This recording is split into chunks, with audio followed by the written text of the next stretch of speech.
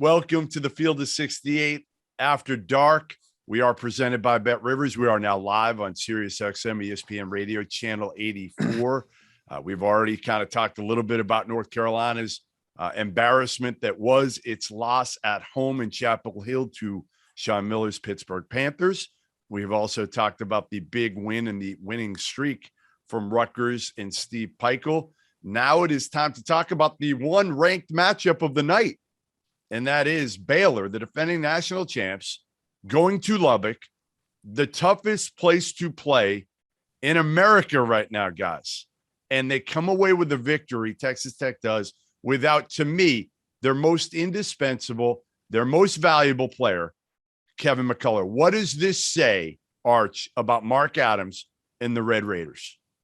I mean, they're a legitimate, not only Big 12 contender, but you have to view them as a team that can advance to a Final Four. What they're doing in the toughest conference in the country and how they developed over the course of the year, how they win with defense, and now their offense, they have enough guys contributing consistently that they're a real threat, not only to win more games in the Big 12 tournament, but to me, they're going to be an impossible team to deal with on a one-day prep in the NCAA tournament after one advanced game. So Texas Tech's been, if not the most impressive team, to date from start to finish. They're one of a couple that you got to argue, but they're legitimate. They're a legitimate title contender. I think you have to look at them beating Baylor, beating the Kansas game at Kansas. I mean, that game was absolutely nuts, double overtime. They could have won that one. What they did to Texas at home, they're as good as anybody in the country right now. I think they should feel like they can play with anybody. And look, now Baylor, Shannon Jeff, is healthy, Sean. McCullough's hurt, but you got Shannon back. I feel like Mark Adams has just done a great job. McCullough's been hurt all year. Shannon's been hurt all year. And somehow they've been able to do this. And again, they didn't get the A-list transfers out of the portal. They really did. Bryson Williams, UTEP, people were like, he's okay. You had Adonis Arms coming from Winthrop. Now, he came from a winning program, and I think that was important. But these guys have bought in to their roles. Davion Warren, Nadolny coming off the bench. He's a JUCO prep school kid who played for Chris Jane. They just got dudes that buy. The culture is so strong down there, Sean, that I feel like, again, it's all about toughness, competing, defending. They've got their system defensively. And Mark Adams, again, has done a hell of a job moving over his seat.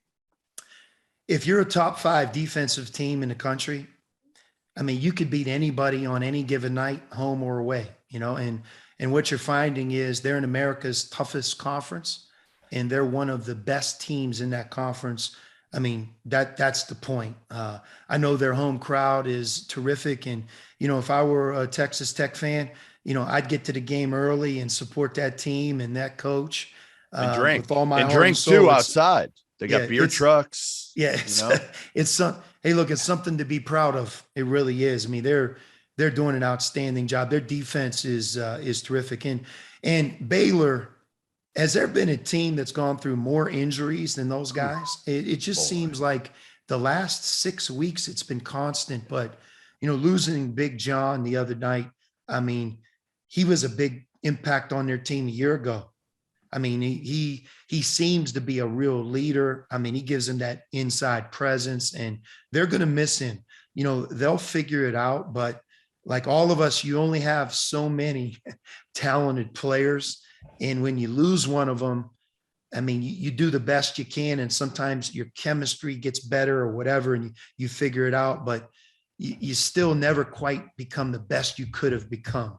I think Carolina's going through some of that with losing Dawson Garcia. They counted on him.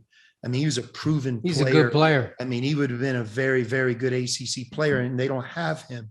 And I think losing John will hurt Baylor. I hope they can pick it up. They certainly have a lot of other good players, but that was a tough blow that happened this week. And I watched it, Jeff. I got sick to my stomach. I was there running across half court. It's just it's not right. I was there, and it was brutal. I mean, seeing the replay and Scott Drew after the game, went over to the hospital and saw him. And this is a kid who's all about, I mean, again, they call him Everyday John for a reason, right? The kid plays hard. He practices hard every single possession. Flo Thamba was good in that game. He was really good against Texas. But again, sometimes that first game or the game, you know, you're playing on emotion, right? Raw emotion. And I think Texas is big also. Baylor's going to need Jeremy Sohan. They're going to need him to almost play small ball with him at the 5 like they did tonight with Mayer. But even the big guy being gone, their 3 guards haven't been together for how many games in a row. They haven't had Flagler, Cryer, and Akinjo. Maybe tonight was the first time in a few weeks they've even had those 3. But Baylor's going to take a hit with him, no doubt. Yeah, I don't think, guys, here's my thought. I think they can go to the Final Four. I don't know if they can win 6 straight without Everyday John. You sound like Ken Palm. I know. You sound like Ken. You just, I mean, you're biting the apple right now. It's good to see. I mean, that's exactly what he said. You love this. The net to get to the Final Four is much broader.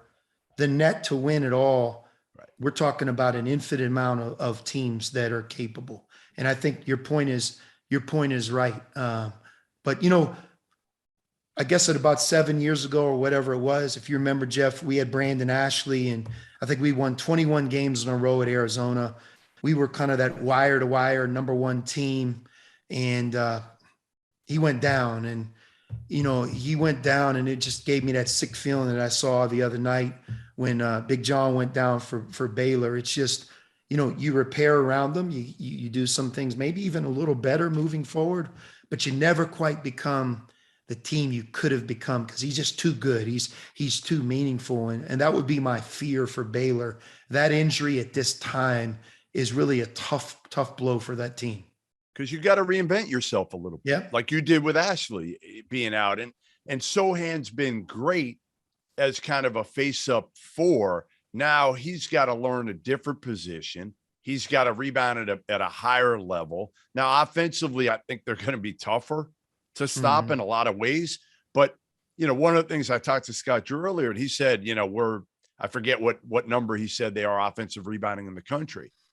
And my take is, well, yeah, a lot of that was because of Everyday John, though.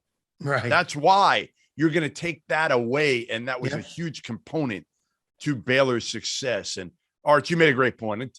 When they get healthy, we can't judge this team until all their guards get healthy. They've all been hurt. Akinjo. I think the bottom line with Baylor is if you watch them November, December, and before they really started to go through conference play and get banged up, they were clearly the favorite in everyone's mind. They were the most impressive team with what they were doing. And I think a big part of it is those 3 guards.